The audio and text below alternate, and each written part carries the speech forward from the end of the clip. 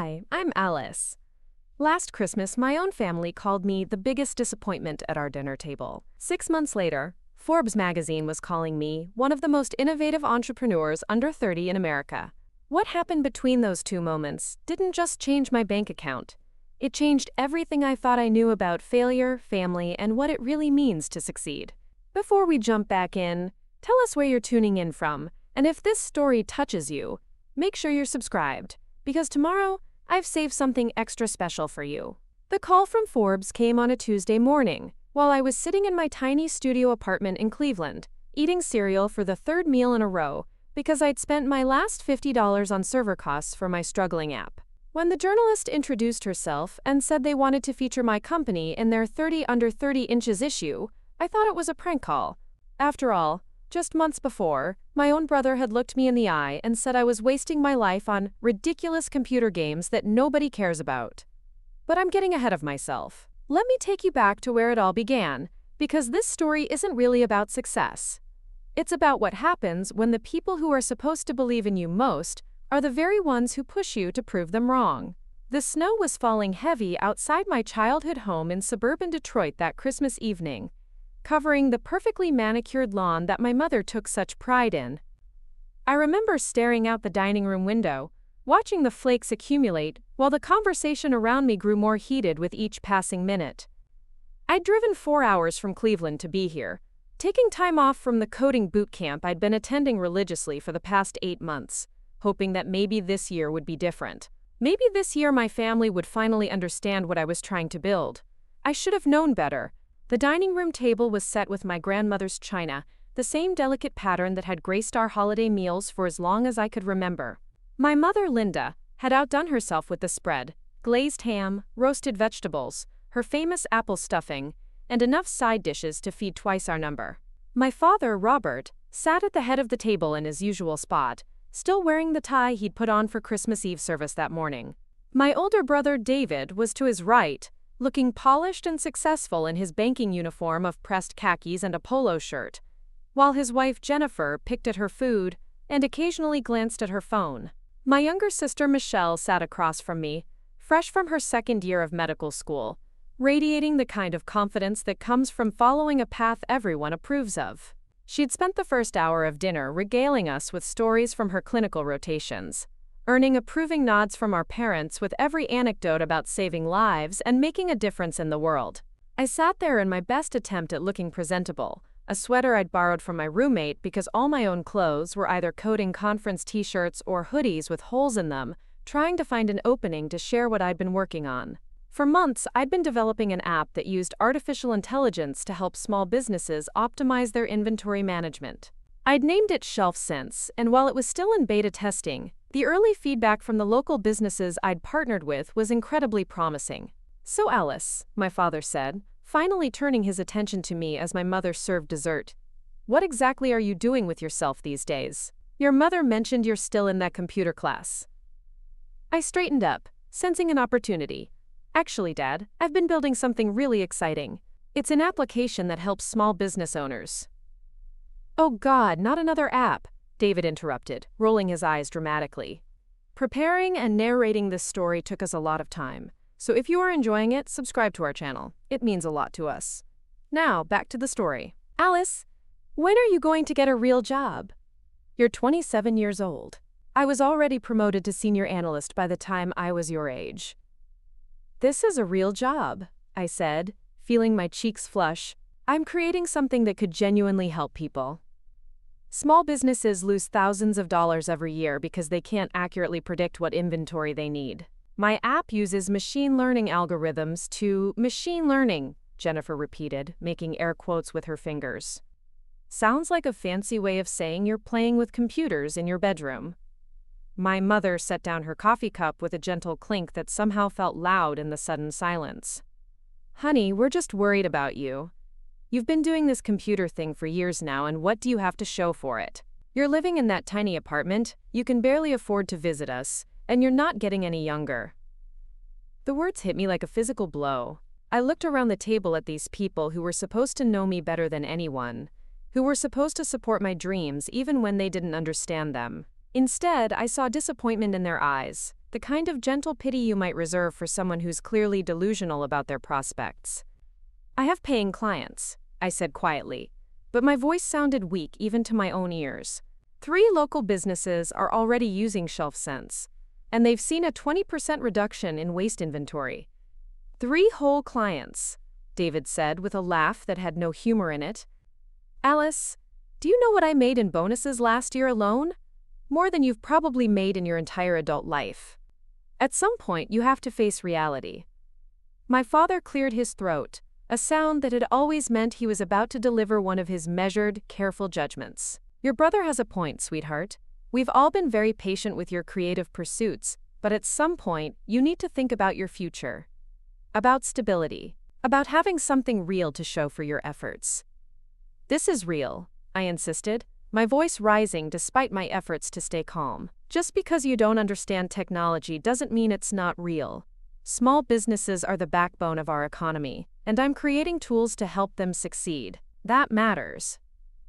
"To who?" Michelle chimed in, her medical school superiority complex in full display. "I mean, Alice, I'm literally saving lives every day. David is helping people invest for their retirement. Even Jennifer's work in marketing is helping companies grow and create jobs. What are you actually contributing to society?" The question hung in the air like smoke.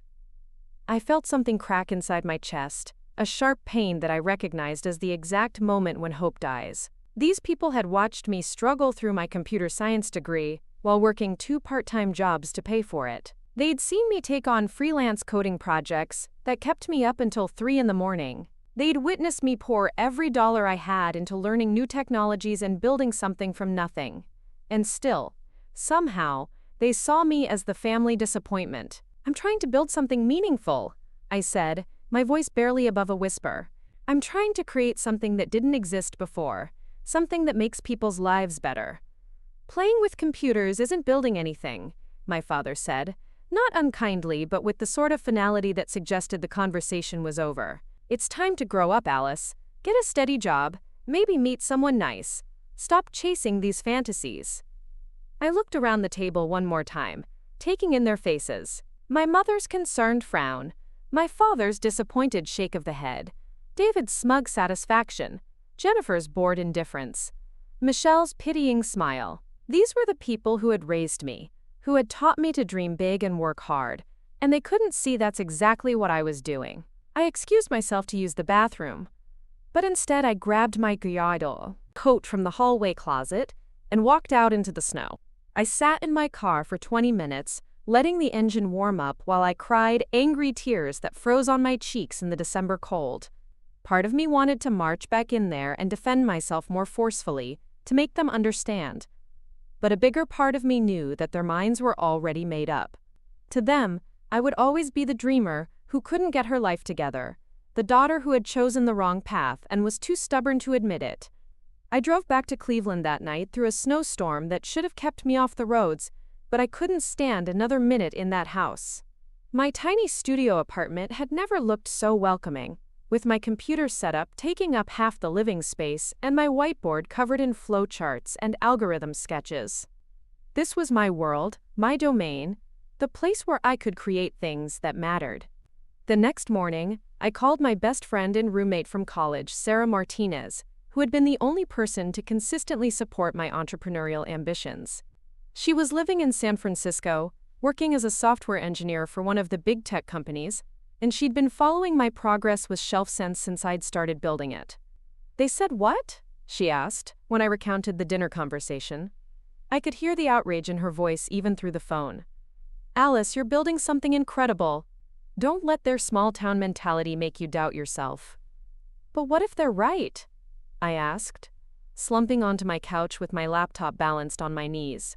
"What if I'm just wasting my time? 3 clients isn't exactly a thriving business. 3 clients is 3 more than most people ever get," Sarah replied firmly. "And besides, you're just getting started. Remember what happened with Instagram? They had like 13 employees when Facebook bought them for $1 billion. Sometimes the biggest successes look like failures right up until they don't." After we hung up, I opened my laptop and stared at the ShelfSense dashboard. The data from my 3 pilot clients was promising. Really promising. Martinez Auto Parts had reduced their overstock by 18% in just 2 months. Coastal Coffee Company had cut their waste by 23%, while increasing their customer satisfaction scores. The local bookstore, Pages and Prose, had used my recommendations to optimize their seasonal buying and had their best quarter in 5 years. The numbers didn't lie, even if my family couldn't see them. I was solving real problems for real businesses, and they were paying me real money for the privilege. Not a lot of money yet, but enough to validate that I was onto something significant. I spent the rest of the winter break diving deeper into my code, refining the algorithms, and adding new features based on feedback from my clients. I also started researching how to scale the business, how to find more clients, how to price my services appropriately, how to eventually hire help when the demand grew beyond what I could handle alone. The loneliness was the hardest part. Starting a business is isolating under the best circumstances, but when your own family thinks you're delusional, it becomes almost unbearable. There were nights when I questioned everything, when the voice in my head sounded suspiciously like my father telling me to get a real job.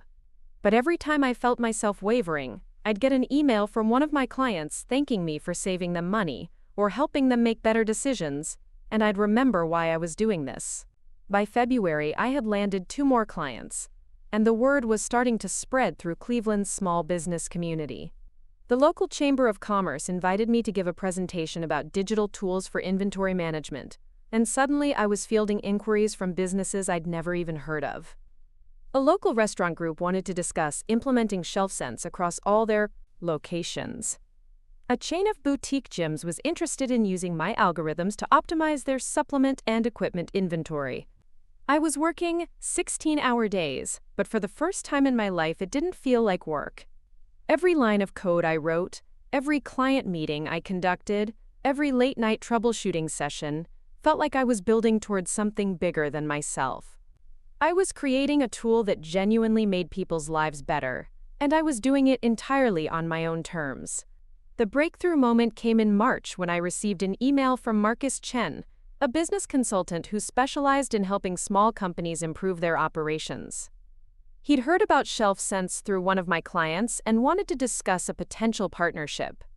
When we met for coffee at a cafe near Case Western Reserve University, he laid out a proposition that would change everything. "Alice, I've been working with small businesses for 15 years, he said, leaning forward across the small table. I've seen a lot of solutions come and go, but what you've built is genuinely innovative. The problem is, you're thinking too small." I frowned, uncertain whether to be offended or intrigued. "What do you mean?" "You're treating this like a local service business," Marcus explained. "You're manually onboarding clients, customizing solutions for each individual company, pricing based on hourly work. But this technology could serve thousands of businesses across the country, maybe internationally. You need to think about building a scalable software platform." The conversation lasted 3 hours, and by the end of it, my head was spinning with possibilities I'd never considered. Marcus introduced me to the concept of software as a service SaaS, where businesses would pay a monthly subscription to access ShelfSense through a web portal. Instead of me personally managing each client's inventory optimization, they could upload their data and receive automated insights generated by my algorithms. "The beautiful thing about software," Marcus said as we parted ways, "is that it scales infinitely. Once you build it, you can serve 1 client or 10,000 clients, with essentially the same infrastructure. Your family might not understand what you're building, but trust me, the business world will." I spent the next month completely restructuring my approach. Instead of continuing to work with clients one-on-one, I focused on building a comprehensive web platform that could automate most of the processes I'd been handling manually. I studied other successful SaaS companies, learned about user experience design, and taught myself everything I could about online marketing and customer acquisition. The work was grueling, but it was also exhilarating. I felt like I was finally thinking at the scale my ambitions deserved. This wasn't just about helping a few local businesses anymore. It was about creating a tool that could transform how small businesses across America managed their inventory. By April, I had launched the new version of ShelfSense as a cloud-based platform. The pricing was simple: $50 per month for businesses with basic inventory needs, $150 for more complex operations. I offered a 30-day free trial and a money-back guarantee. Within the first week, I had 12 sign-ups. Within the first month, I had 43 paying subscribers. The momentum was intoxicating. I was making more money than I ever had in my life, and the potential for growth seemed limitless.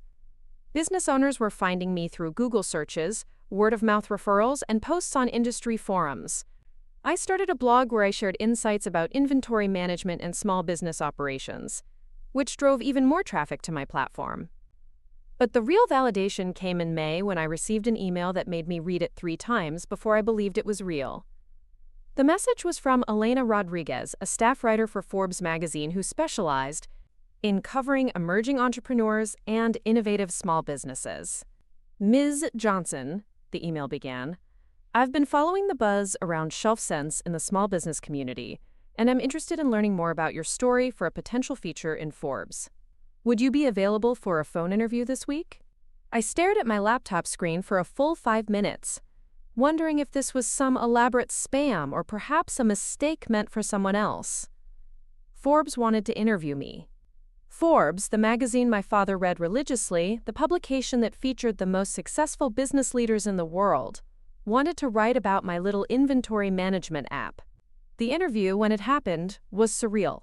Elena was professional and thorough, asking detailed questions about my background, my technology, my growth trajectory, and my vision for the future. She wanted to understand not just what ShelfSense did, but why it mattered, how it fit into the larger ecosystem of small business tools, and what my plans were for scaling the company. What's interesting about your story, Elena said toward the end of our conversation, is that you've identified a real pain point that larger software companies have largely ignored. Enterprise-level inventory management solutions cost tens of thousands of dollars and require months of implementation. You've democratized access to sophisticated analytics for businesses that could never afford traditional solutions. After the interview, I found myself in a strange emotional space. On one hand, I was thrilled beyond words that my work was gaining national recognition. On the other hand, I couldn't shake the memory of that Christmas dinner, the dismissive way my family had talked about my computer games, and my lack of real-world impact. I thought about calling my parents to share the news, but something held me back. Part of me wanted their validation, wanted to prove that I'd been right all along. But a bigger part of me realized that I no longer needed their approval to know that my work mattered. The 43 businesses paying for ShelfSense, the hundreds of dollars in waste they were saving every month, the growth trajectory that had me on track to hit 6 figures in revenue by the end of the year, that was validation enough. The Forbes article was scheduled to publish in the magazine's June issue as part of their annual 30 Under 30 Inches feature highlighting young entrepreneurs who were making significant impacts in their industries. Elena had warned me that the selection process was competitive, but that my story had resonated with the editorial team. While I waited for the article to come out, I continued building and growing ShelfSense. I hired my first employee, a customer success specialist named Jordan Kim, who helped with onboarding new clients and providing technical support. I moved out of my studio apartment and into a proper 1-bedroom place with space for a home office. I even treated myself to some new clothes that didn't have tech company logos on them. The most surreal part was how my perspective on my family's criticism had shifted. Where once their disappointment had felt like a crushing weight, now it seemed almost quaint. They were worried about my lack of a real job, while I was building something that was being recognized by one of the most prestigious business publications in the world. They were concerned about my financial stability while I was generating more revenue than I'd ever imagined possible. But I also understood for the first time that their reaction wasn't really about me or my choices. It was about their own fears and limitations, their inability to envision success that looked different from the traditional paths they understood. My father had worked for the same manufacturing company for 30 years. My mother had been a school administrator. David followed a straight line from college to banking. Michelle was pursuing medicine, one of the most conventional professional paths imaginable. None of them had ever tried to create something from nothing, to build a business from an idea, to risk everything on a vision that only they could see. They literally couldn't understand what I was doing because they'd never done anything like it themselves. The realization was both liberating and sad. I felt free from the need to prove myself to them, but I also mourned the relationship we might have had if they'd been able to support my ambitions from the beginning. Still, I was learning that sometimes the people who believe in you least can become the most powerful motivators, even if that's not their intention. As May turned into June, I found myself checking my email obsessively, waiting for word from Forbes about when the article would be published. My business continued to grow. I was up to 67 paying subscribers and had received inquiries from businesses in 12 different states. The platform was handling the increased load beautifully, and the automated systems I'd built were working exactly as intended. Then, on a Tuesday morning that started like any other, I received the email that would change everything. The subject line was simple. Forbes 30, under 30. Congratulations. My hands were shaking as I opened it. The message was from Elena, letting me know that I'd been selected for inclusion in the Forbes 30 under 30 inches list in the technology category, and that my profile would be featured in both the magazine and on their website. The article would publish the following week, and they wanted to do a photo shoot for the accompanying images. I read the email 7 times before it fully sank in. Forbes 30 under 30. Me, the same woman my family had called a disappointment 6 months earlier, was about to be featured in the most prestigious business magazine in America, as one of the most promising young entrepreneurs in the country. I called Sarah immediately, not caring that it was barely 6 in the morning in San Francisco. She screamed when I told her the news, loud enough that I had to hold the phone away from my ear. "Alice, this is incredible. This is going to change everything for your business. Do you know how many entrepreneurs would kill for this kind of recognition?" After we hung up, I sat in my home office, looking at the wall where I'd pinned up printouts of ShelfSense's growth metrics, customer testimonials, and financial projections. 6 months ago, I'd driven home from Christmas dinner in tears, convinced that maybe my family was right. Maybe I was wasting my life on impossible dreams. Now I was about to be featured in Forbes magazine. The photo shoot was scheduled for the following Friday at a WeWork space in downtown Cleveland. The photographer, an energetic woman named Rebecca, had me pose with my laptop, standing in front of a wall covered with startup motivational posters, and sitting at a conference table looking entrepreneurial and confident. "The story is about disrupting traditional industries with innovative technology," Rebecca explained as she adjusted the lighting. "We want to capture you as someone who's building the future of small business operations." The whole experience felt surreal, like I was playing the role of a successful entrepreneur rather than actually being one. But as the shoot progressed, I found myself settling into the reality of what I'd accomplished. I wasn't playing a role. I was a successful entrepreneur. I'd identified a problem, built a solution, found customers who were willing to pay for it, and scaled it into a growing business. The fact that my family couldn't see the value didn't diminish what I'd achieved. The article went live on Forbes.com on a Wednesday morning in mid-June. The headline read, "How this 27-year-old is revolutionizing inventory management for small businesses." The piece detailed my background, the development of ShelfSense, the customer success stories, and my plans for future growth. Elena had done an excellent job of capturing both the technical innovation and the human impact of what I was building. Within hours of the article publishing, my inbox exploded with messages. Potential customers, other entrepreneurs, reporters, investors, and business development opportunities flooded in faster than I could process them. My website traffic increased by 300% overnight, and I signed up more new customers in that single day than I typically acquired in a month. But the message that meant the most came from an unexpected source. It was an email from my old high school computer science teacher, Mrs. Patterson, who had been one of the few adults to encourage my interest in programming when I was 17 years old. "Alice," she wrote, "I just saw your Forbes article, and I wanted you to know how proud I am of what you've accomplished. I always knew you had the potential to do something extraordinary with your technical skills. You're proving that young women can be leaders in technology and business. Keep inspiring others to follow their dreams, even when the path isn't traditional." I printed out her email and taped it to my computer monitor, right next to a screenshot of the Forbes article. These were the voices that mattered. The people who saw potential where others saw impossibility, who understood that innovation often looks like failure until it suddenly looks like success. The day the print magazine hit newsstands, I bought 3 copies from the Barnes& Noble near my apartment. Seeing my name and photo in an actual Forbes magazine, on the same pages that featured CEOs of major corporations and internationally recognized business leaders, was a moment I knew I'd remember for the rest of my life. I thought about calling my parents to share the news, to send them a copy of the magazine, to finally prove that my path had been the right one all along. But as I sat in my car in the Barnes & Noble parking lot, holding the magazine in my hands, I realized that I didn't need their validation anymore. The success was mine, earned through years of hard work, determination, and refusal to give up on my vision.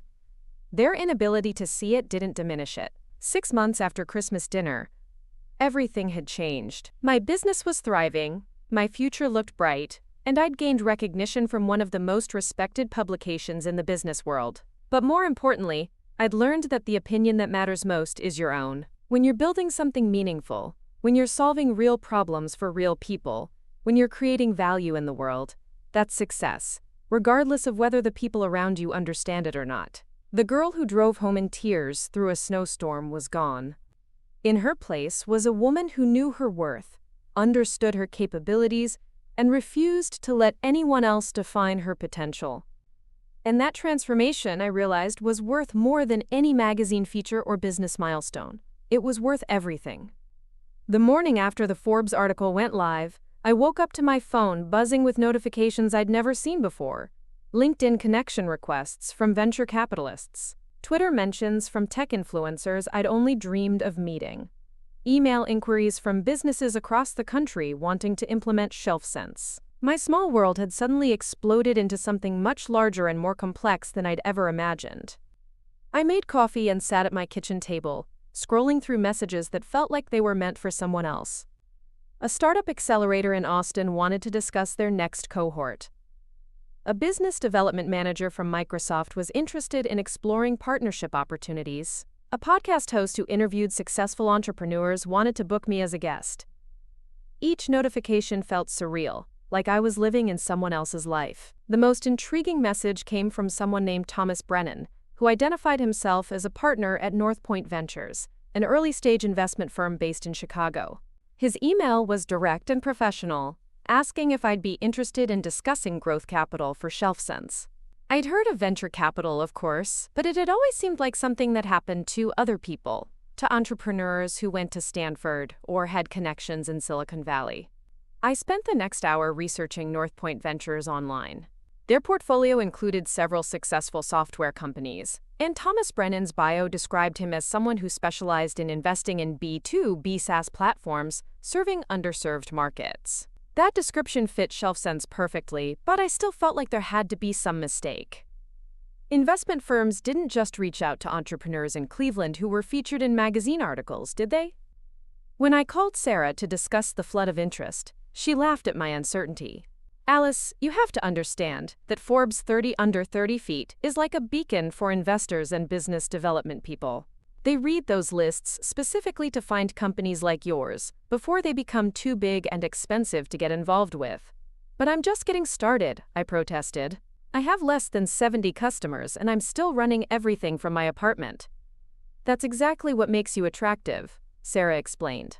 You've proven the concept, you have paying customers, and you're showing growth.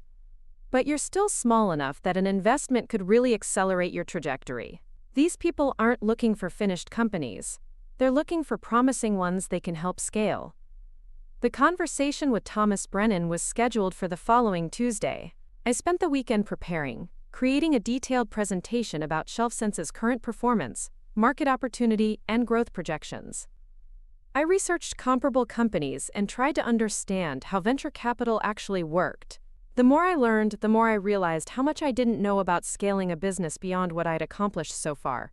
Thomas turned out to be younger than I'd expected, probably in his mid-30s, with an easy manner that put me at ease during our video call. He asked intelligent questions about my technology, my customer acquisition strategy, and my vision for the future. What impressed me most was that he seemed to genuinely understand the problem I was solving and why it mattered to small businesses. The inventory management space has been dominated by enterprise solutions for decades, he explained. Companies like Oracle and SAP have built incredibly sophisticated systems, but they're priced and designed for Fortune 500 companies. You're creating something that gives small businesses access to similar analytical power at a fraction of the cost. We talked for over an hour about the technical details of my algorithms, the competitive landscape, and the potential for expanding into adjacent markets. Thomas mentioned that Northpoint had previously invested in a company that built financial management software for small businesses, and they'd seen how hungry that market was for affordable, sophisticated tools. "What would you need to accelerate your growth?" he asked toward the end of our call. "I'd been thinking about that question for weeks. Primarily, I need to hire people," I said. "Right now, I'm handling customer support, product development, marketing, and business development, all by myself. I could probably grow faster if I could focus on building the product while other people handled the operational aspects." Thomas nodded. "How much do you think you'd need to hire a small team and really scale this thing?" I'd done rough calculations, but hearing the question asked directly made my palms sweat. "Maybe $200,000? Enough to hire a couple of developers, a marketing person, and a customer success manager, and to invest in better infrastructure and marketing channels." "That sounds reasonable," Thomas said. "Would you be interested in exploring a seed funding round? We typically invest between $100,000 and $500,000 in early-stage companies that fit our thesis." After the call ended, I sat in my home office feeling like the ground had shifted beneath me. 6 months ago, my family had been worried about my financial stability. Now I was having conversations about raising hundreds of thousands of dollars to grow a business that barely existed at Christmas dinner. The opportunity was exciting, but it also felt overwhelming. Taking investment money would mean giving up some control of my company. It would mean having investors who expected returns, who might have opinions about how I should run the business. It would transform ShelfSense from my personal project into something much more formal and accountable. I spent the next few days researching everything I could about startup funding, talking to other entrepreneurs who had raised money, and trying to understand what I'd be getting myself into. The consensus seemed to be that good investors could provide much more than just money. They could offer advice, connections, and credibility that would be impossible to access otherwise. Meanwhile, the business continued to grow at a pace that was becoming difficult to manage alone. I was signing up new customers faster than I could properly onboard them. Customer support emails were piling up faster than I could answer them. Several potential enterprise clients had reached out about implementing ShelfSense across multiple locations, but those deals required a level of handholding and customization that I couldn't provide while also maintaining the platform for my existing customers.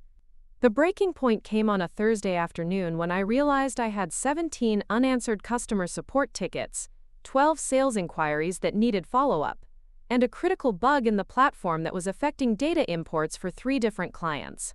I'd been working 16-hour days for 2 weeks straight, and I was starting to make mistakes that I never would have made when I was less overwhelmed.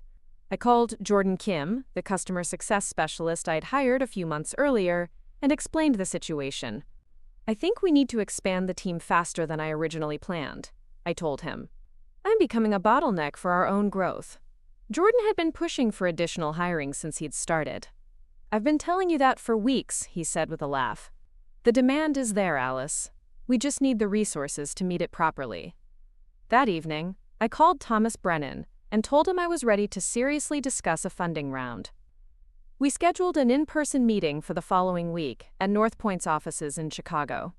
The idea of flying to Chicago for a business meeting felt absurdly grown-up, like I was playing dress-up in someone else's professional life. The Northpoint offices were on the 32nd floor of a gleaming tower in downtown Chicago, with floor-to-ceiling windows that offered stunning views of Lake Michigan.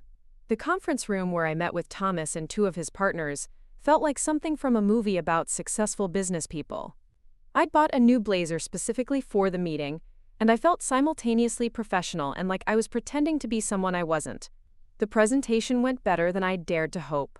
I walked them through ShelfSense's technology, showed them customer testimonials and usage data, and outlined my plans for expanding the team and growing the business. The partners asked probing questions about my assumptions, my competition, and my long-term vision, but their questions felt constructive rather than skeptical. "What excites us about ShelfSense," explained Miranda Walsh, one of Thomas's partners, "is that you're not just building software, you're democratizing access to business intelligence. Small businesses have been underserved by technology companies for decades, and you're proving that there's a huge opportunity in that market. The formal term sheet arrived in my email 3 days later. NorthPoint was offering to invest $300,000 in exchange for a 20% equity stake in ShelfSense, valuing my little company at $1. $5 million. The number felt incomprehensible. A year ago, I'd been worried about making rent on my studio apartment. Now investors were telling me that something I'd built was worth more than $1 million. I spent hours on the phone with a startup lawyer that Thomas had recommended, going through every clause in the term sheet and trying to understand what I was agreeing to. The legal complexity was intimidating, but the underlying deal was straightforward. I would get the money I needed to hire a team and grow the business, and in exchange, NorthPoint would own a piece of the company and have input on major strategic decisions. The most nerve-wracking part was signing the documents. Even though I understood the terms and felt confident about the partnership, putting my signature on papers that gave away part of my company felt momentous in a way I hadn't anticipated. This was no longer just Alice's side project. It was a real business with real investors and real expectations. The funding announcement appeared in TechCrunch 2 weeks later. ShelfSense raises $300,000 seed round to democratize inventory management for small businesses, read the headline. The article quoted Thomas talking about the massive market opportunity and my unique approach to serving underserved businesses. Seeing my company mentioned in TechCrunch felt surreal, like watching my personal project transform into something that belonged in the broader tech ecosystem. The immediate impact of the funding was transformative. I used the money to hire 3 additional team members. Lisa Chen, an experienced software developer who could help me build new features and improve the platform's performance. Marcus Rodriguez, a digital marketing specialist who understood how to reach small business owners online. And Amanda Foster, a customer success manager who could handle onboarding and support while Jordan focused on larger enterprise deals. Moving into a proper office space was another major milestone. We rented a suite in a converted warehouse in Cleveland's emerging tech district, with exposed brick walls, high ceilings, and enough room to accommodate a team of 8 people. Having a real office with a conference room and individual workstations made everything feel more legitimate, more permanent. The team dynamic was incredible. For the first time since I'd started building ShelfSense, I had colleagues who understood what I was trying to accomplish and could contribute expertise I didn't possess. Lisa's development skills were far more advanced than mine, and she immediately began optimizing code that I'd written months earlier when I was still learning. Marcus launched advertising campaigns that reached thousands of potential customers I never would have found on my own. Amanda systematized our customer onboarding process in ways that dramatically improved user satisfaction and retention. Within 3 months of closing the funding round, we had grown from 70 customers to over 200. Our monthly recurring revenue had tripled, and we were consistently profitable. The platform was handling the increased load smoothly, and customer feedback was overwhelmingly positive. We were solving real problems for real businesses, and we were doing it at a scale I'd never imagined possible. The success attracted attention from unexpected places. Harvard Business School contacted me about speaking to their entrepreneurship class. A local Cleveland newspaper wanted to do a feature story about the city's growing tech scene. The Small Business Administration invited me to participate in a panel discussion about technology tools for entrepreneurs. Each of these opportunities felt simultaneously thrilling and intimidating. I was representing not just my own company, but the broader movement of entrepreneurs who were building technology solutions for underserved markets. The responsibility was heavier than I'd expected, but it was also motivating in ways I hadn't anticipated. The Harvard speaking engagement was particularly meaningful. Standing in front of a room full of MBA students who were studying cases about successful entrepreneurs, sharing my own story about building ShelfSense from nothing, felt like a validation of everything I'd accomplished. These were students who would go on to work at major corporations, start their own companies, or become investors themselves.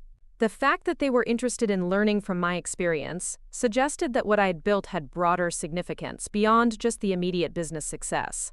During the Q&A session, one student asked how I'd known that inventory management was a problem worth solving. I didn't know, I admitted. I stumbled into it by talking to small business owners about their daily frustrations. The key wasn't having some brilliant insight. It was being willing to listen to people's problems and then figure out how technology could help solve them. Another student wanted to know how I'd manage the transition from solo founder to team leader. Honestly, I'm still figuring it out, I said. Building a product is very different from building a company. I had to learn that my job wasn't just to write code anymore. It was to create an environment where other people could do their best work. The questions were insightful and challenging, forcing me to articulate aspects of my journey that I'd never really examined before. I realized that I'd been so focused on the day-to-day work of growing the business that I hadn't fully processed how much I'd learned and grown as a leader. Flying back to Cleveland after the Harvard event, I found myself thinking about the contrast between where I was now and where I'd been a year earlier. 12 months ago, I'd been sitting in my tiny apartment, wondering if my family was right about my unrealistic expectations. Now I was running a funded company, with a growing team, speaking at prestigious universities, and building something that was genuinely making a difference in people's lives. The growth continued accelerating through the fall. We crossed the milestone of 500 customers in November, and our monthly recurring revenue hit 6 figures for the first time. The team had grown to 7 people, and we were starting to outgrow our office space. Lisa had led the development of several major new features, including predictive analytics that could forecast demand trends, and automated reordering suggestions that saved customers hours of manual work each week. The customer stories were what kept me motivated during the long days and stressful moments that inevitably came with rapid growth. Maria Santos, who owned a small chain of Mexican restaurants in Phoenix, sent us a detailed email about how ShelfSense had helped her reduce food waste by 30% while improving her profit margins. Kevin Wright, who ran an auto parts store in rural Georgia, wrote that our platform had enabled him to compete more effectively with larger chains by optimizing his inventory mix and reducing the capital tied up in slow-moving parts. These weren't abstract business metrics. They were real people whose lives and livelihoods were being improved by something I'd built. Every new customer represented a small business owner who was going to sleep a little easier because they had better visibility into their operations, who was going to save money and time and stress because of tools we'd created. The contrast with my family's Christmas dinner criticism felt almost absurd now. They'd worried that I wasn't contributing anything meaningful to society, while I was building tools that were helping hundreds of small businesses operate more efficiently and profitably. They'd been concerned about my financial stability, while I was running a company that was generating substantial revenue and had attracted investment from sophisticated investors. But more than proving them wrong, I'd proven something to myself. I demonstrated that it was possible to build something meaningful from nothing, to identify problems that others had overlooked, and create solutions that people were willing to pay for. I'd learned that I could lead a team, raise money from investors, and navigate the complex challenges of scaling a business. The year ended with our biggest milestone yet. ShelfSense was selected as one of the most promising startups of 2024 by Inc. magazine. The recognition came with a feature article that detailed our growth trajectory and positioned us as leaders in the emerging market of AI-powered small business tools. As I read the INC article, sitting in my office with my team working around me, I thought about the journey that had brought me to this point. The path from family disappointment to national recognition had been longer and more challenging than I'd ever anticipated. But it had also been more rewarding than I dared to imagine. I was no longer the uncertain young woman who had fled Christmas dinner in tears. I'd become someone who could build companies, lead teams, and create value in the world. And I was just getting started. Spring arrived with an unexpected phone call that would change everything about how I understood my journey. I was in the middle of a team meeting, discussing our expansion plans for the summer, when my phone rang with a number I recognized but hadn't seen in months. My mother's name appeared on the screen, and something about the timing felt urgent enough that I excused myself from the conference room to take the call. "Alice, honey?" My mother's voice sounded different somehow, less confident than usual. "I hope I'm not interrupting anything important, but I wanted to talk to you about something. Your father and I have been doing some thinking since we saw that magazine article about you." I stepped into my private office and closed the door, uncertain where this conversation was heading. My parents hadn't reached out since Christmas, and our relationship had remained politely distant through the months of ShelfSense's growth. I'd sent them a copy of the Forbes magazine when it came out, but they hadn't acknowledged receiving it. What kind of thinking? I asked, settling into my desk chair and looking out at the Cleveland skyline through my office window. There was a long pause before my mother continued. We've been talking to people, Alice, about what you're doing, about these computer businesses. Your father's friend from the plant, his daughter works for one of those technology companies in Detroit, and she explained some things to us that we didn't understand before. I felt something twist in my stomach. What kind of things? About how these software companies work, about how much money they can make, about how they help other businesses. Her voice carried a note of embarrassment. Alice, we owe you an apology.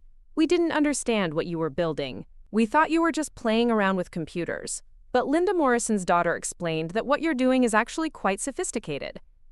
The conversation felt surreal. After months of validation from investors, customers, and industry publications, my parents were finally beginning to grasp that my work might have value. But their newfound understanding felt hollow somehow, based on explanations from strangers rather than any effort to understand what I'd been trying to tell them for years. I tried to explain it to you, I said quietly. Multiple times. You weren't interested in listening. I know, sweetheart, and that's why we're calling. We realize we made a mistake. We were so worried about you being practical and stable that we couldn't see that you were actually building something incredible. Your father wants to talk to you too. I heard rustling as the phone was passed, and then my father's voice came through the speaker. Alice, I owe you an apology. I was wrong about what you were doing. I've been reading about your company online, and I'm proud of what you've accomplished. I should have supported you from the beginning. His words should have felt vindicating, but instead they left me feeling oddly empty. Where was the support when I needed it? When I was struggling to pay rent and wondering if I was delusional about my prospects? When I'd driven home through a snowstorm in tears because the people who were supposed to believe in me had dismissed my dreams? I appreciate that, Dad, I said, though my voice sounded flat even to my own ears. But I needed that support a year ago, not now when it's obvious that I was right. I understand why you're upset, he replied. We handled things poorly. But we'd like to make it up to you. Maybe we could visit your office, see what you've built. Your mother has been bragging to all her friends about having a daughter who is featured in Forbes magazine. The irony was almost painful. My mother was now bragging about the same accomplishment she'd dismissed as worthless just months earlier. The daughter who had been the family disappointment had suddenly become a source of pride, not because anything fundamental had changed about me or my work, but because external validation had finally made my success visible to them. I need to think about that, I told them. Things are pretty busy here right now. We ended the call with vague promises to talk soon, but I felt more conflicted than relieved. I'd spent months working through my hurt and disappointment about their lack of support, and I'd finally reached a place where their opinion no longer defined my sense of worth. Now they wanted back into my life, and I wasn't sure how I felt about that. The conversation with my parents coincided with a much larger challenge that was emerging in the business. Our rapid growth had attracted the attention of much larger companies in the inventory management space, and not all of that attention was welcome. I'd started hearing from customers that sales representatives from enterprise software companies were reaching out to them, claiming that ShelfSense was too small and unstable to be trusted with critical business operations. The competitive pressure intensified when Global Inventory Solutions, one of the largest players in the enterprise market, announced a new product line specifically designed for small and medium-sized businesses.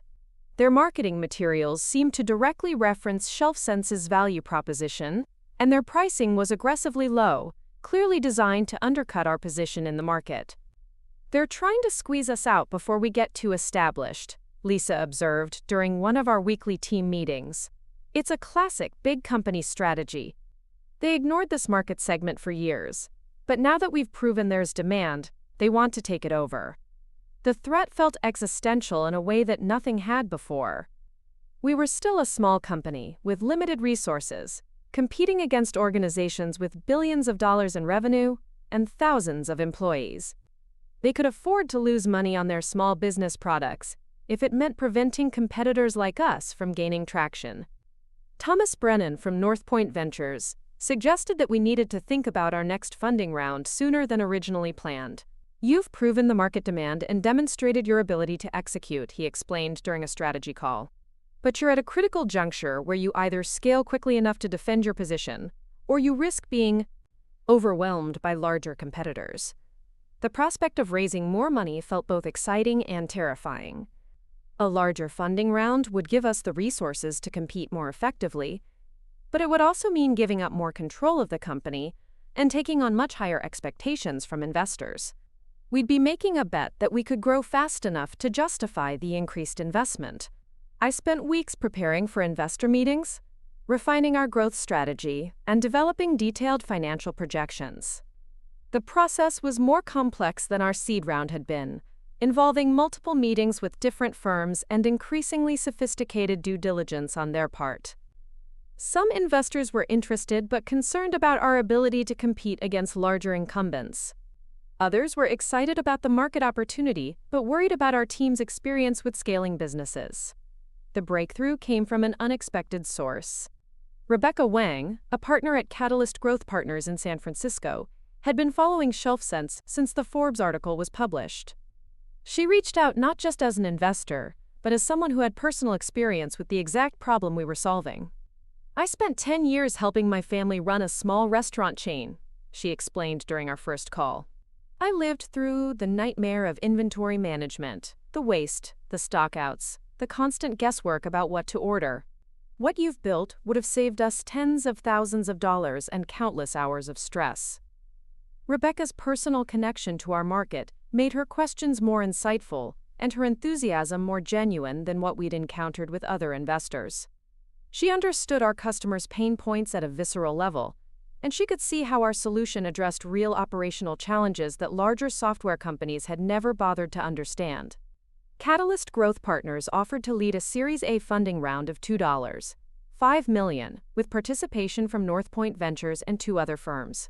The valuation they proposed was $10 million, meaning my equity stake in ShelfSense was now worth several $1,000,000 on paper. The numbers felt abstract and almost meaningless. I was still living in the same apartment and driving the same car, but they represented validation at a level I'd never imagined possible. The funding announcement generated significant media attention. TechCrunch published a detailed analysis of our competitive position and growth trajectory. Forbes followed up on my original profile with a piece about how young entrepreneurs were disrupting traditional software markets. Industry publications began referring to ShelfSense as one of the most promising startups in the B2B software space. But the increased visibility also brought unwanted attention. I started receiving calls from headhunters trying to recruit our key employees. Competitors began reaching out to our customers with aggressive offers to switch platforms. We even discovered that someone had created a fake version of our website designed to capture customer information and redirect potential clients to competing services. The pressure was intense in ways I hadn't anticipated. Every decision felt magnified, every mistake potentially catastrophic. We were no longer a small startup that could pivot quickly and experiment freely.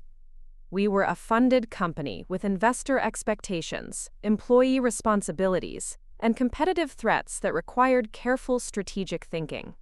The most challenging moment came when we lost our biggest customer to Global Inventory Solutions. Midwest Manufacturing had been with us since our early days, and their monthly subscription represented nearly 10% of our total revenue. When they canceled, citing concerns about our long-term viability compared to larger competitors, it felt like a devastating blow to both our finances and our credibility. "This is exactly what they want," Marcus pointed out. "During our emergency team meeting, they're trying to create doubt about our stability so customers will choose the safe option of going with an established company." We responded by doubling down on what made us different.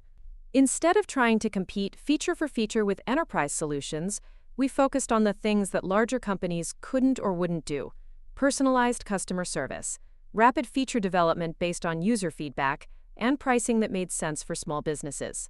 The strategy worked. Within 2 months, we'd not only replaced the revenue from Midwest Manufacturing, but had signed several new customers who specifically chose us over Global Inventory Solutions because of our responsiveness and focus on their market segment. The experience taught me valuable lessons about competition and differentiation. We couldn't win by trying to be everything to everyone. We had to be the best option for our specific target market. That meant understanding our customers' needs better than anyone else, and building solutions that larger companies would never prioritize. As summer progressed, the business continued growing despite the competitive pressure. We crossed the milestone of 1,000 customers in July, and our monthly recurring revenue hit $150,000. The team had expanded to 12 people, and we were starting to look for larger office space to accommodate our growth. The success attracted attention from acquisition-minded companies as well as investors. 3 different software companies reached out about potential purchases, with preliminary valuations ranging from $15 million to $25 million. The offers were flattering, but they also forced me to confront questions about my long-term vision for ShelfSense.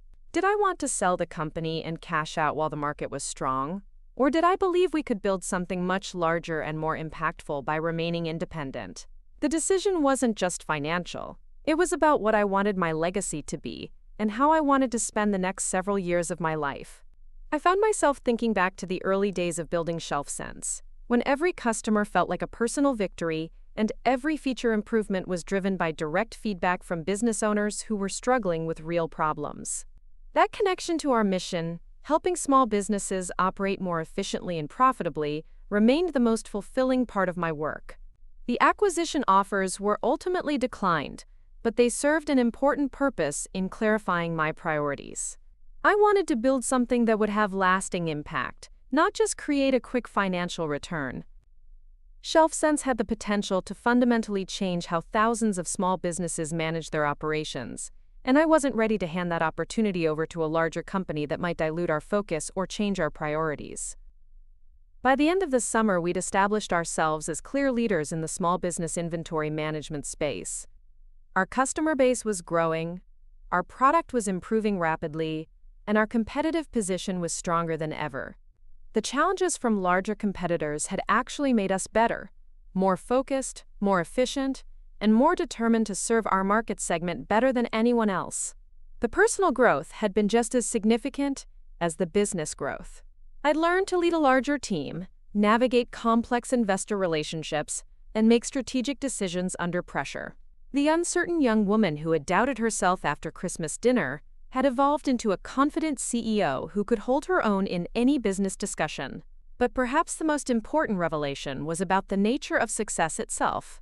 External validation, whether from family, media, or investors, could provide temporary satisfaction, but lasting fulfillment came from building something meaningful and staying true to your original vision. The Forbes article and funding announcements were nice, but they weren't what got me up in the morning excited to work. What motivated me was knowing that hundreds of small business owners were sleeping better at night because our software helped them make better decisions about their operations. That realization would prove crucial as we entered the next phase of our journey, where the stakes would get even higher and the challenges even more complex. The crisis began on a Monday morning in October, with an email that made my hands shake as I read it. The subject line was simple: Urgent Security Breach Investigation. The sender was someone I'd never heard of before, a cybersecurity consultant named David Kim, who claimed he'd been hired by one of our customers to investigate suspicious activity in their ShelfSense account. According to his message, Premier Electronics, one of our largest clients with over 50 retail locations, had discovered that confidential inventory data was appearing in their competitors' marketing materials. Someone had apparently gained access to detailed information about Premier's purchasing patterns, stock levels, and supplier relationships. The data could only have come from our platform. I immediately called Premier's IT director, Janet Walsh, who confirmed the devastating news. "Alice, I'm sorry to have to tell you this, but we're going to have to suspend our account while we investigate. We can't risk any more of our competitive intelligence being compromised." The implications hit me like a physical blow. If word got out that ShelfSense had been breached, it would destroy everything we'd built. Small businesses trusted us with their most sensitive operational data. A security failure wouldn't just cost us customers, it would demolish our reputation and make it nearly impossible to acquire new clients. I gathered the team for an emergency meeting within the hour. Lisa Chen immediately began conducting a forensic analysis of our systems, while Marcus Rodriguez started damage control on social media, monitoring for any mentions of security issues. Amanda Foster reached out to all our major clients to proactively address concerns before they heard rumors from other sources. How bad could this be? Jordan Kim asked, his voice tight with worry. Catastrophic, I admitted. If we can't prove that our systems are secure, we could lose 30% of our customers within a week. And if this becomes public knowledge, our Series B funding round is dead in the water. The timing couldn't have been worse. We were in the middle of negotiations with 3 different venture capital firms for a much larger funding round that would give us the resources to expand internationally and develop new product lines.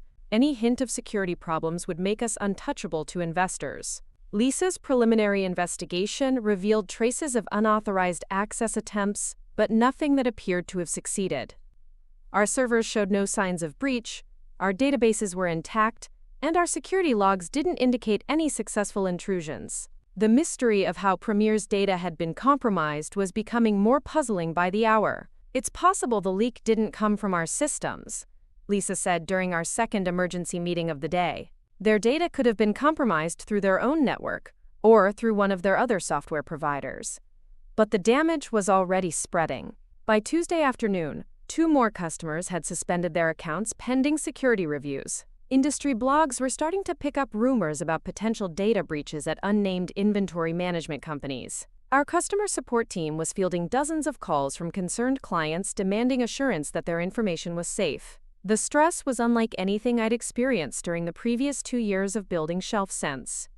Every hour brought new potential disasters. Every phone call might be another customer canceling their service. Every news article about cybersecurity threats felt like a personal attack on everything we'd accomplished.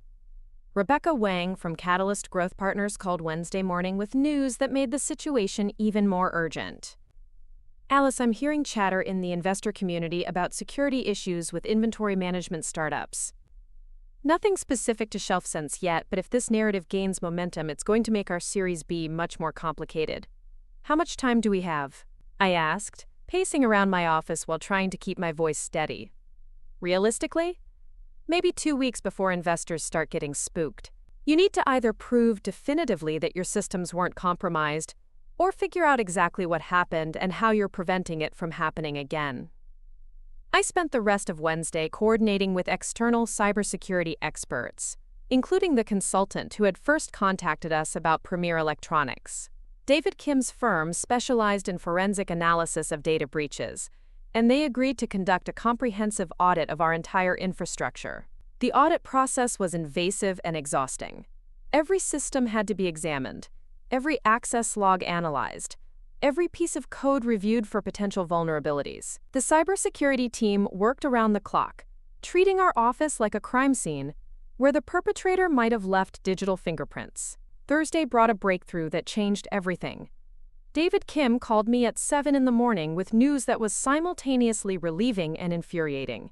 Alice, we found the source of the leak, and it wasn't your platform. Premier Electronics data was compromised through their email system. Someone gained access to their corporate email and found detailed inventory reports that had been sent to suppliers and vendors. The relief was overwhelming, but it was quickly replaced by anger.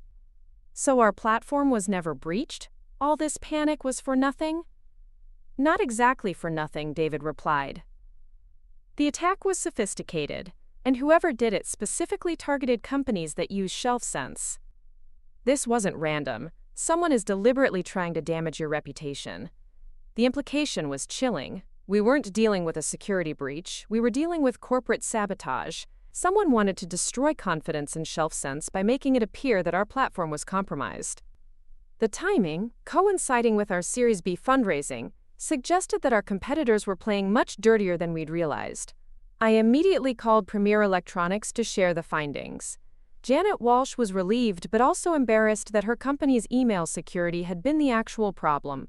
Alice, I owe you a huge apology. We should have done our own investigation before pointing fingers at your platform.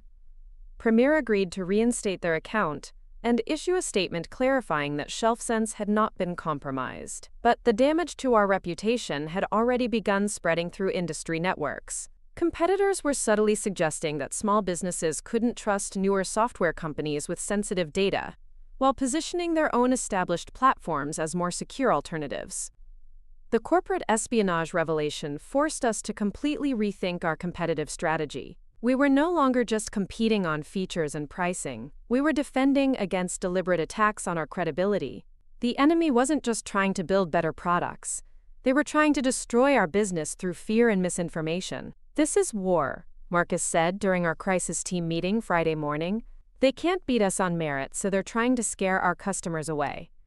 I realized that we needed to go on the offensive. Instead of just defending against attacks, we needed to demonstrate our commitment to security in ways that would differentiate us from competitors. I authorized significant additional spending on cybersecurity infrastructure, hired a chief security officer, and implemented industry-leading encryption and monitoring systems. More importantly, we decided to turn our security investment into a competitive advantage.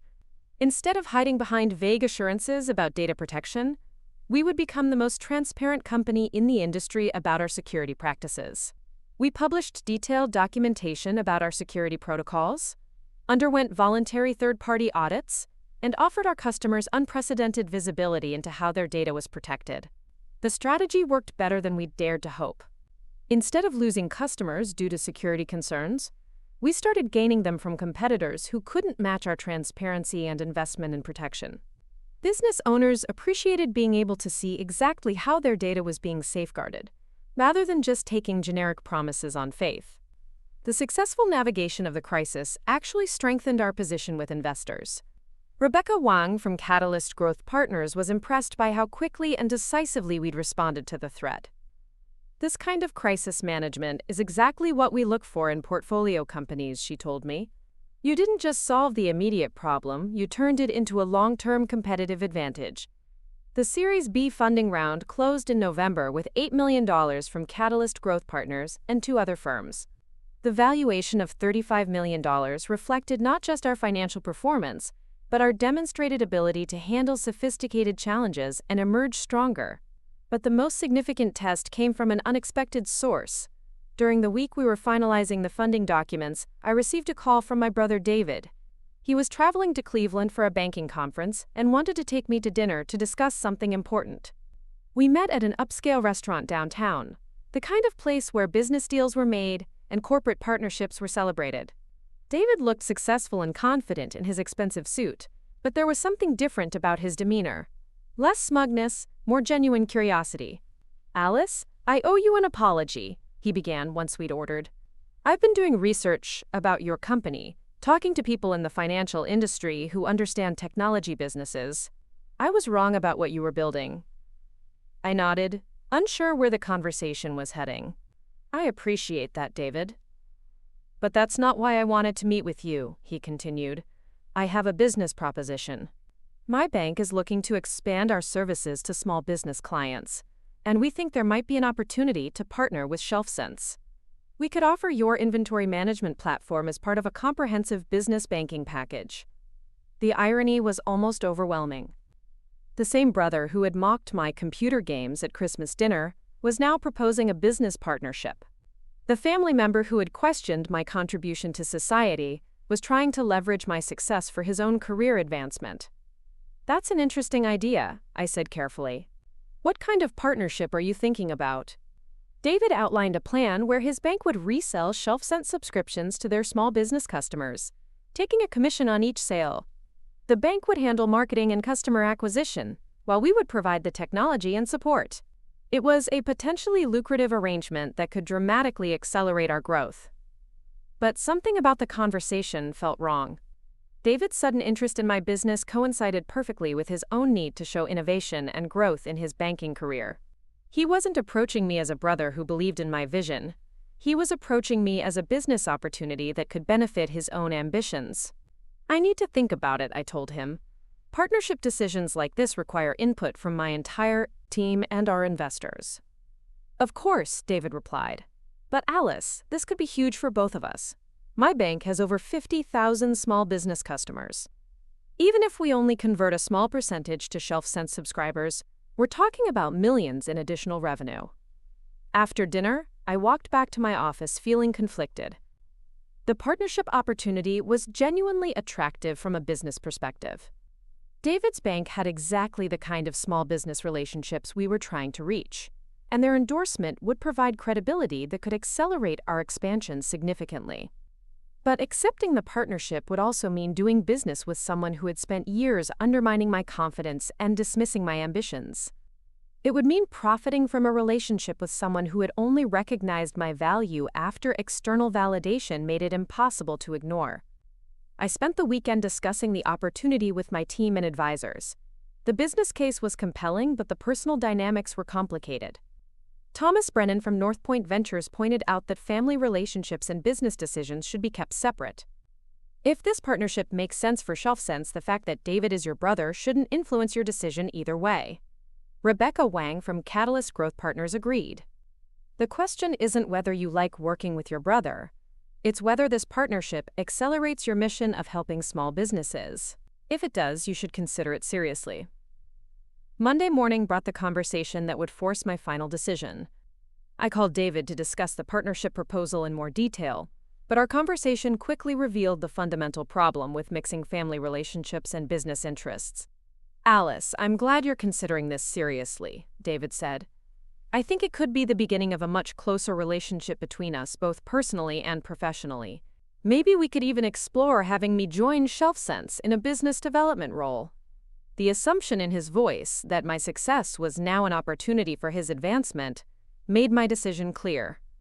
David wasn't interested in supporting my vision or contributing to our mission. He was interested in attaching himself to my success for his own benefit. David, I appreciate the partnership proposal, but I don't think it's the right fit for us right now. We're focusing on direct relationships with our customers rather than channel partnerships. The disappointment in his voice was immediate. Alice, you're making a mistake. This could be worth millions to your company. Maybe, I replied, but some decisions aren't just about money. They're about maintaining the integrity of what you're building and who you choose to build it with. After I hung up, I realized that rejecting David's partnership proposal was about more than just business strategy. It was about establishing boundaries and making it clear that my success wasn't an opportunity for family members who had failed to support me when support actually mattered. The decision felt liberating in ways I hadn't expected. I was no longer seeking validation from people who had doubted me. I was no longer trying to prove my worth to family members who had questioned my choices. I was building something meaningful with people who shared my vision and values, and that was enough. December arrived with snow falling outside my office windows, but this year felt completely different from the Christmas that had started this entire journey. I was preparing for our company holiday party, our first as a team of 18 people, when I received an email that would perfectly bookend everything that had happened since that devastating family dinner. The message was from Elena Rodriguez at Forbes, the same journalist who had first featured me in their, quote, 30 under 30 inches list. She was working on a follow-up piece about entrepreneurs from that original list and wanted to discuss how ShelfSense had evolved over the past year and a half. Alice, her email read, your story has been one of the most compelling from our 2023 cohort. From $50,000 in annual revenue to an $8 million Series B funding round, you've demonstrated exactly the kind of growth trajectory we look for in young entrepreneurs. I'd love to discuss your journey and what's next for ShelfSense. As I read her message, I thought about how much had changed since our first conversation. Back then, I'd been running a small operation from my apartment, serving fewer than 100 customers, and wondering if my family was right about my unrealistic expectations. Now I was leading a funded company with nearly 3,000 customers across North America, a team of brilliant people who shared my vision, and recognition as one of the fastest-growing companies in the small business software space. The second Forbes interview felt completely different from the first. Instead of nervously explaining what I was trying to build, I was confidently discussing what we'd accomplished and where we were heading next. Elena's questions focused on scalability, market expansion, and the broader impact of democratizing business intelligence for small companies. What's most exciting about your trajectory, Elena observed, is that you've proven technology can level the playing field for small businesses. Companies that never could have afforded sophisticated analytics now have access to the same insights as Fortune 500 enterprises. The conversation lasted over an hour, covering everything from our technical innovations to our company culture to my personal growth as a leader. When Elena asked about the most important lessons I'd learned, I found myself reflecting on the entire journey, from family disappointment to industry recognition. The biggest lesson has been about defining success for yourself rather than letting others define it for you," I told her. For too long, I was seeking validation from people who couldn't understand what I was building. Real confidence comes from staying true to your vision and measuring your impact by the problems you solve, not by who applauds your efforts. The day after the Forbes interview, I received an unexpected call from my mother. Her voice carried a warmth I hadn't heard in years, but also a nervousness that suggested she was still uncertain about how to navigate our relationship after everything that had happened. "Alice, honey, I saw online that you're being interviewed by Forbes again. Your father and I are so proud of what you've accomplished. We were wondering if you might be willing to come home for Christmas this year." The invitation hung in the air between us. Part of me wanted to refuse, to maintain the distance that had protected me from their judgment and doubt. But another part of me recognized that holding on to resentment was only hurting myself, not them. "I'll think about it, Mom," I said finally.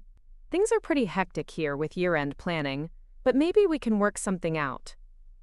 "We understand if you're too busy," she replied quickly. "We just want you to know that you're always welcome here, and we'd love to hear about your business directly from you instead of reading about it in magazines." After we hung up, I realized that my parents' invitation represented an opportunity to close a circle that had been left open for too long. Not because I needed their approval anymore, but because forgiveness and reconciliation were gifts I could give myself. The holiday party that weekend was a celebration unlike anything I'd experienced before. Our entire team gathered in the main conference room, which Amanda had decorated with lights and garland. We had catered food from a local restaurant whose owner used shelf scents to manage his inventory. The symbolism wasn't lost on me. We were celebrating with a customer whose business we'd helped improve. Marcus gave a presentation about our growth metrics that left everyone amazed. We'd helped our customers reduce inventory waste by an average of 28% while improving their cash flow by 19%. The total value we'd created for small businesses exceeded $12 million in the past year alone. These weren't just business statistics. They represented real families and communities that were more prosperous because of tools we'd built. Lisa announced that our platform now processed over 50 million data points daily, providing insights that would have required teams of analysts for any individual business to generate independently. Jordan shared customer stories that reminded everyone why our work mattered, including a small pharmacy that had used our predictive analytics to maintain critical medications during a supply chain disruption. As I looked around the room at these incredible people who had chosen to join our mission, I felt overwhelmed with gratitude. Building a company wasn't just about creating products or generating revenue. It was about assembling a team of people who could accomplish together what none of us could achieve alone.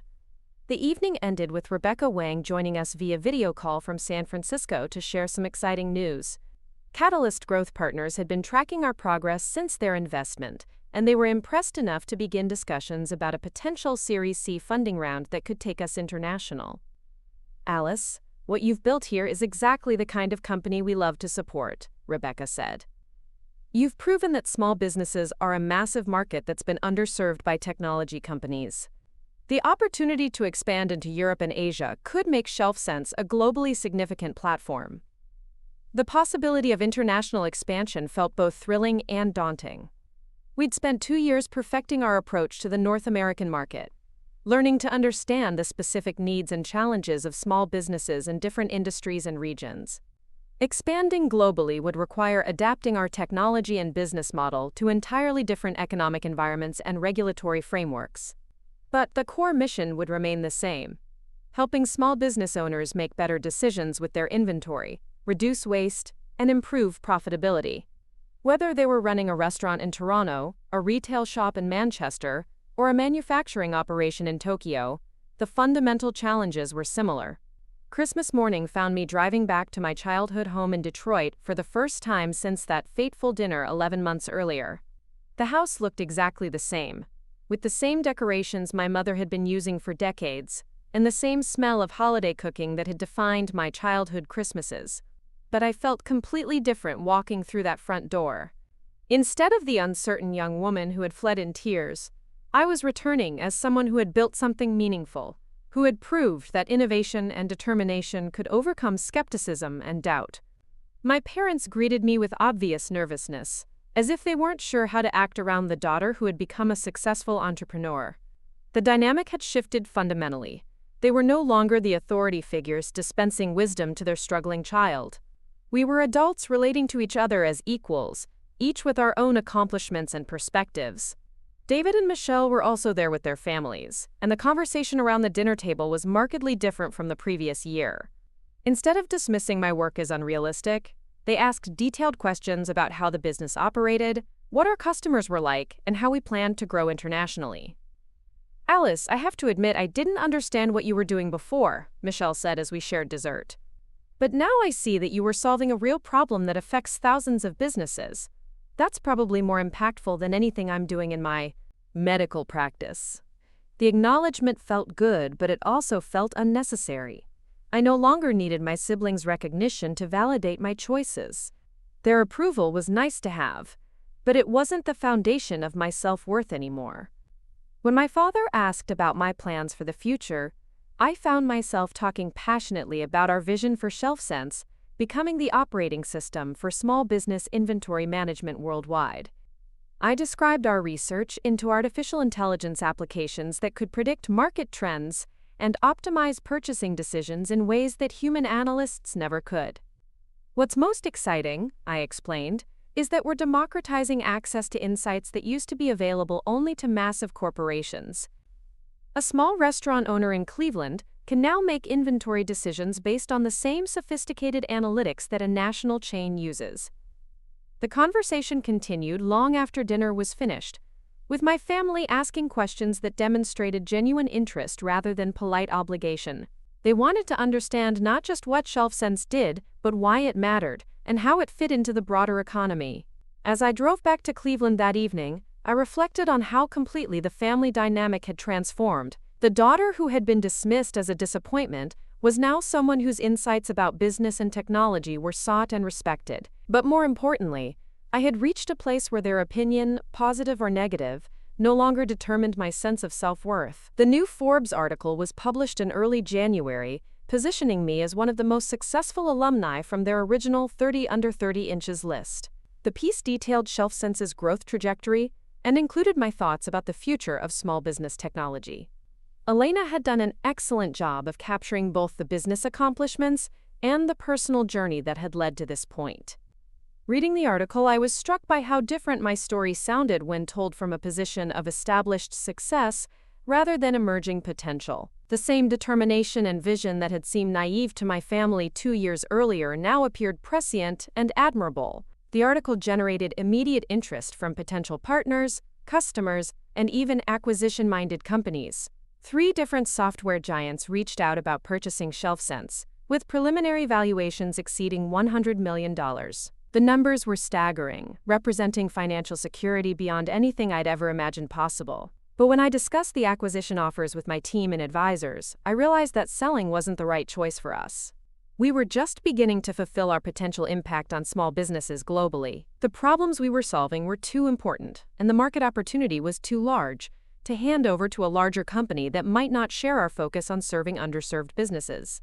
Instead, we decided to pursue the Series C funding round that would give us the resources to expand internationally while maintaining our independence and mission-driven culture. The decision felt right in ways that transcended financial considerations. It was about staying true to the vision that had started this entire journey. By spring, we had closed a $25 million Series C funding round, led by a consortium of international investors who shared our enthusiasm for expanding into global markets. The valuation of $120 million made ShelfSense one of the most valuable small business software companies in North America. As I signed the funding documents in our expanded office space, we now occupied an entire floor of our building. I thought about the journey from that devastating Christmas dinner to this moment of triumph. The path had been longer and more challenging than I'd ever anticipated, but it had also been more rewarding than I'd dared to imagine. The girl who had been called the family disappointment had become someone who was helping thousands of small businesses operate more efficiently and profitably. The uncertainty and self-doubt that had once plagued me had been replaced by confidence and clarity about my purpose and capabilities. Most importantly, I'd learned that success isn't about proving your worth to people who doubt you. It's about creating value in the world and building something meaningful with people who share your vision. The validation that matters most doesn't come from external recognition or family approval. It comes from knowing that your work makes a genuine difference in people's lives. Today, as I prepare for our expansion into European markets, I often think about that snowy Christmas evening when I drove home in tears, convinced that maybe my family was right about my unrealistic dreams. The journey from that moment of despair to this moment of possibility has taught me that the biggest limitations we face are often the ones we accept about ourselves. When Forbes calls you, it's nice. But when you call yourself, when you recognize your own worth and pursue your own vision, regardless of what others think, that's when you truly succeed. Up next, you've got two more standout stories right on your screen. If this one hit the mark, you won't want to pass these up. Just click and check them out.